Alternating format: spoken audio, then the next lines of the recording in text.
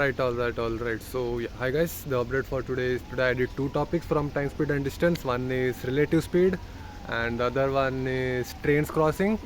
Watched the concept videos for both of them and saw video 25 to 25 questions for both of them, and they almost completed relative speed and trains crossing.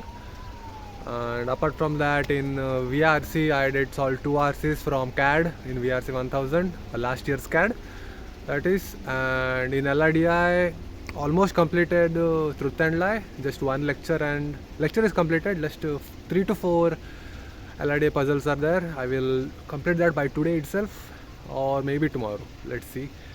And yeah, that will be it for today. And apart from that, I will start with the pipes and networks from tomorrow or day after tomorrow. I will let you guys know about that. Also planning to give a mock tomorrow. And yeah, that is it for today. Times and distance is very long, so I have to buckle it up very fast and only do the basics.